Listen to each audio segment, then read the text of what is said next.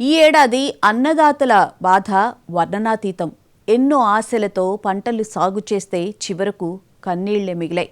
గత కొన్ని నెలల నుంచి రికార్డు స్థాయిలో వర్షపాతం నమోదు కావడం, మోంథా తుఫాన్ విరుచుకుపడడం పాలమూరు జిల్లా రైతులకు కంటి మీద కునుకు లేకుండా పోయింది. లక్షల ఎకరాల్లో వివిధ పంటలు సాగు చేస్తే రైతులకు పెట్టిన పెట్టుబడి చేతికి రాని పరిస్థితి ఏర్పడింది. పత్తి, వరి, మొక్కజొన్న పంటలు చాలా చోట్ల దెబ్బతిన్నాయి. ప్రధానంగా పత్తి పంట సాగు చేసి నిండా మునిగామంటున్న పాలమూరు రైతులతో మా ప్రతినిధి గురుప్రసాద్ ఫేస్ టు ఫేస్. ఆరుగాలం కష్టపడి పంటను సాగు చేసే ఉమ్మడి పాలమూరు జిల్లా రైతన్నకు కష్టం వచ్చింది. గత కొన్ని నెలల నుంచి కూడా వర్షాలు పడడంతో పెద్ద ఎత్తున కూడా పంటలు నష్టపోయిన పరిస్థితి. ఉమ్మడి పాలమూరు జిల్లాలో ఒక పత్తి 7 లక్షల ఎకరాలలో కూడా పంటలు సాగు చేశారు. నాగర్ కర్నూలు జిల్లాలో 2 లక్షల ఎకరాల్లో పత్తి పంటను సాగు చేశారు. కానీ పత్తి పంట పూర్తిగా దెబ్బతినిపోయింది. ఒక ఎకరాకు దాదాపుగా 30,000 పెట్టుబడి పెడతారు. కానీ వాళ్ళకి వచ్చేది మాత్రం క్వింటాలు కూడా ఎకరాకు 10 నుంచి 12 క్వింటాల పత్తి రావాలి. కానీ వాళ్ళకి 5 క్వింటాల కంటే తక్కువనే వస్తున్న పరిస్థితి. ఇటీవల కురిసిన భారీ వర్షాల నేపథ్యంలో తుఫాన్ ఎఫెక్ట్ కూడా వారిపై తీవ్ర ప్రభావం చూపింది.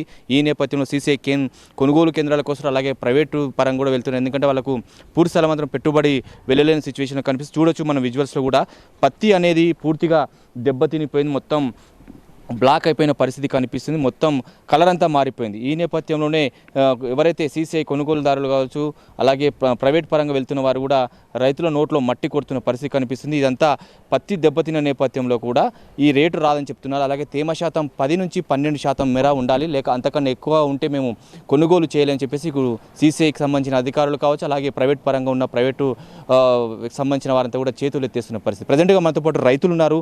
వారంతా కూడా నాగర్ కర్నూలు జిల్లాకు సంబంధించిన రైతులు ఉన్నారు. అడిగి తెలుసుకుందాం. చెప్పండి, మీరు ఎన్ని ఎకరాలలో సాగు చేస్తారు, ఏం చెప్తున్నారు ఇక్కడ ఉన్నవారు? 4 ఎకరాలు చేస్తున్నాం. 18 క్వింటాలు వేసాం. ఓకే, 6,200 వేసారు. 6,200 ప్రైవేట్లో అమ్ముకున్నారు మీరు? ప్రైవేట్లో అమ్ముకున్నారు. ఎందుకు ఆ పరిస్థితి, ప్రైవేట్లో అమ్ముకోవాల్సిన పరిస్థితి ఎందుకు వచ్చింది? తేమ లేదు, కాయలు ఉన్నాయంటున్నారు.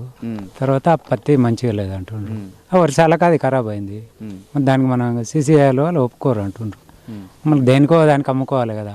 కొంచెం నిల్వ ఉంచుకొని కొంత టైం బట్టి అమ్ముకోవచ్చు కదా. నిల్వ ఉంచడానికి మన వర్షానికి ఇల్లు మొత్తం ఇంట్లో నుంచి నీళ్లు బైకి వస్తున్నాయి. ఇంకా మళ్ళీ రేపు ఏరాలి, ఎట్లా ఏరుతాము? ఇప్పుడు ఉన్నదాన్ని తీస్తేనే కదా. ఈరోజు ఇంటి దగ్గర 1 క్వింటాల్ ఉంది, వేస్ట్ అయిపోయింది. మీరు 6,000 క్వింటాల్ అమ్ముకుంటా అంటున్నారు కదా, మీకు రాబడి రాగలిగిందా, ఏం చెప్తారు? 30,000 ఏరడానికి అయినా ఇప్పటికి. ఇంకా అవతల నాకు ఇప్పుడు వచ్చేది 90,000, ₹1,00,000. దాంట్లో 30,000 కూలీలకు అయినాయి. మిగతా పెట్టుబడి మీరు ఆలోచన చేయండి. మందులు, ఎరువులు, పిండి సంచులు అవి. ఇంకా ఈసారి కూడా ఇంకో 2 క్వింటాలు రావచ్చు. ఎకరా మొత్తం కలిసి కూడా 4 క్వింటాలు 5 మహా. 6 నెలలు కష్టపడితే మీకు వచ్చింది ఇది మొత్తంలో. మనకు వచ్చింది ఏం లేదు, దానికి సరిపోతే సరే. ప్రభుత్వాన్ని ఎంత ఇప్పుడు రైతుని రాజు అని చెప్పిండ్రు. పత్తి తయారుగా వస్తే ఇతనాల కనిపోతేనేమో బ్లాక్ చేస్తుండ్రు.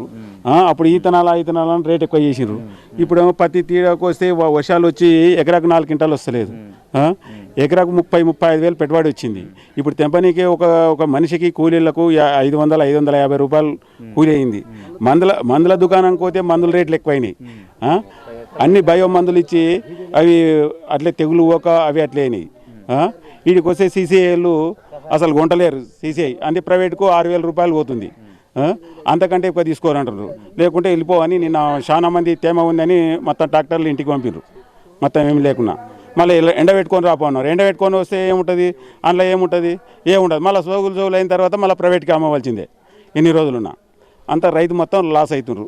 గవర్నమెంట్ మాత్రం తీసుకో 8% అది 12-16 తీసుకోమంటుండ్రు. ఈడనేమో 8-11కి ఎక్కువ రావద్దు అంటున్నారు. అందుకంటే ఏం చేయాలి రైతు? ఇంకా ప్రభుత్వానికి ఏం చెప్పాలంటే ఎంత ఉన్నాయి, రైతులు లాస్ అయినరు. 7 వర్షాలు పడ్డాయి, కష్టాల్లో ఉండరు, అప్పుల ఊపిలో ఊరుకోపోయినరు. కనీసం 8,000 అంటారు. దాని మీద సెకండ్ రేట్ అన్న పెట్టి తీసుకోవాలి. కానీ ఫస్ట్ క్వాలిటీ లేకుండా 7,800-900 పెట్టి తీసుకోవాలి. కానీ ఆ క్వాలిటీ లేదు, ఈ క్వాలిటీ లేదు. 6,000 కొంటుండ్రు. మొత్తం 6,000 కొంటే రైతు మొత్తం లాస్ అవుతున్నాడు.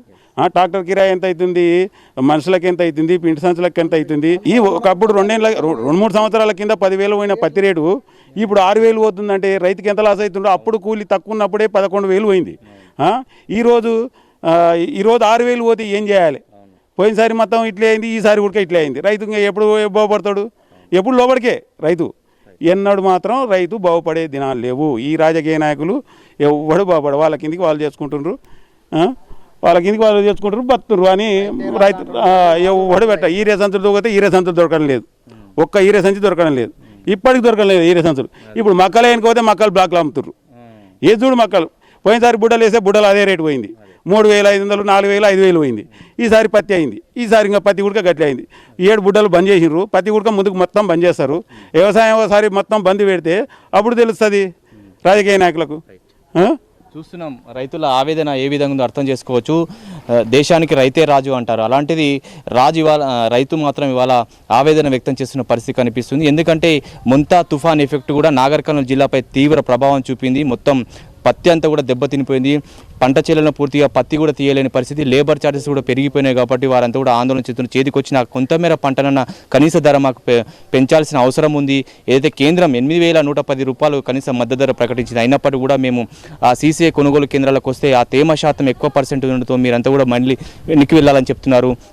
వీరంతా కూడా కొడుతున్నారు. 8 నుంచి 10% మేర తేమ శాతం ఉంటే తీసుకోవాలి ప్రభుత్వం చెప్తుంది. కానీ ఇక్కడ మాత్రం ఇక్కడ మాత్రం ఎవరు కూడా అధికారులు పట్టించుకోలేని పరిస్థితి కనిపిస్తుందని చెప్పేసి కూడా రైతులంతా ఆవేదన వ్యక్తం చేస్తున్నారు. ఇది తాజా పరిస్థితి. కెమెరాన్ రాజేష్తో గురుప్రసాద్, మహాన్యూస్, నాగర్ కర్నూలు.